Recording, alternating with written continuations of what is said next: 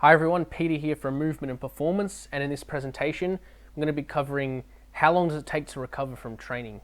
So we're going to be talking about this in both a short-term sense and in a long-term sense. So from a single training session, how long does it take to recover? And then also from a block of training sessions or weeks of training sessions and months of training sessions, how long do we need to recover in order for our bodies to adapt ultimately to our athletic training. So the first thing we need to understand, which is going to basically be an important principle for the rest of the presentation, is the general adaptation syndrome, which is basically an initial theory proposed whereby some sort of organism undergoes stress, where they have a temporary, and then from that stress there's a temporary decline in their recovery. And then there's basically an adaptation and a supercompensation which allows the organism to adapt to greater levels than it previously was because it sees that stress as a threat. And then if there's no training basically after that, or no stress after that or stimulus, there'll be a gradual return to our baseline levels.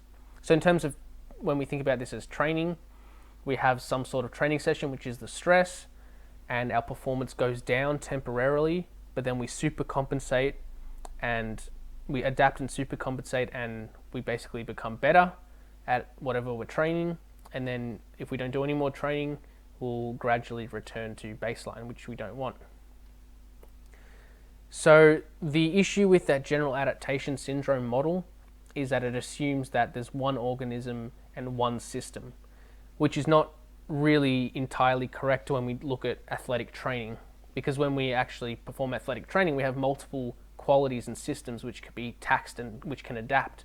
So we have technique, which can adapt and recover and improve. We have hypertrophy mechanisms, particularly with resistance training. We also have our central nervous system adaptations, which is going to be sort of any sort of high intensity type exercises, and then we have our connective tissues as well, like our tendons and ligaments, which actually can recover and adapt too. So if we have a look at these curves here, they look the same as the general adaptation syndrome curves here, which is true. The only difference between these and the other curve we're looking at is that they all have different magnitudes and durations of recovery. This is important to understand because those various systems that we're talking about actually take different magnitudes of stress to cause adaptation, and also take different lengths of time to recover.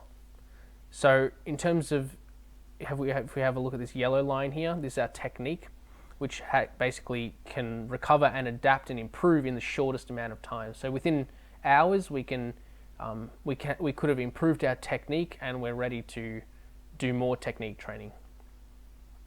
Hypertrophy mechanisms, so the hormonal and chemical responses in the body, they can take basically up to days to recover from.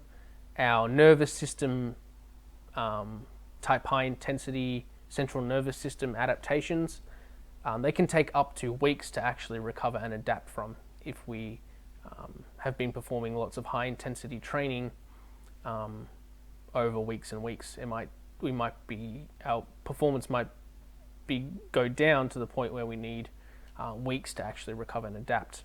And then lastly, and the longest time to take to adapt is our connective tissues, so tendons and ligaments and that sort of thing, probably from their limited blood supply. It can take up to months to actually recover and adapt for our connective tissues in order for them to get stronger and more resilient. So the question becomes now, how is this important and what does this mean practically? Does this mean we can only do certain exercises every few months? Does that mean we can only do certain high intensity exercise every few weeks? The answer is no, but they do have practical considerations which we're going to talk about in the next slide.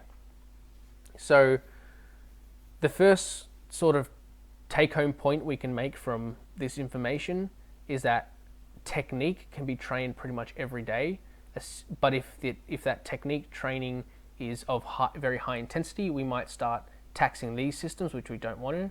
So low intensity technique training can pretty much be performed every day and probably multiple times a day. Hypertrophy type training, 2 to 3 times per week on average, sometimes more, sometimes less, depending on the magnitude of what you're doing. And central nervous system, sort of high intensity and high involvement of the central nervous system. We can probably only perform those sort of activities once or twice per week, because they're just going to be so taxing we won't be able to recover from. Another sort of more global important concept to understand is that we need to make sure we're putting deload or unloading weeks every 3 to 6 weeks, and when exactly we put those deloads is going to be dependent on the training phase we're in. So if we're doing a lot of very high intensity training, then we might need to deload every 3 weeks because it's going to be very taxing on the nervous system. Whereas if it's very low intensity and it's a lot of technique training, we're probably not going to get taxed that much. So there's a video on this channel called How to Implement a Deload, which is a presentation on exactly how and when we need to incorporate deload. So you can check that out if you want to, for a bit more detail on this sort of topic. So basically, the higher intensity the training phase that we're in, the more frequent the deloads are going to need to be. And this is because if we go back to this slide here, basically when we perform exercise, the responses are cumulative. So we can have little adaptations every training session, but overall we might keep going down and down and down, and that's what's going to cause the fatigue as it accumulates over weeks, not from just one single training session.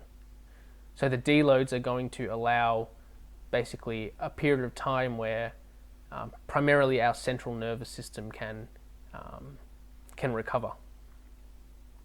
And then on an even more global scale, in the annual plan, we need to ensure that we're allowing some time completely off any high intensity or sport specific training during maybe once or twice during the year for a few weeks, so that we can allow recovery of connective tissue. Because remember back to this slide that our connective tissue can take up to months to actually recover and adapt. And if we never give it any break, we're probably never going to adapt, and we're probably going to end up with injuries in the future.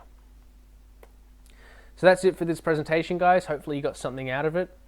Thanks for watching, and you can follow Movement and Performance on Facebook and Instagram with the details here.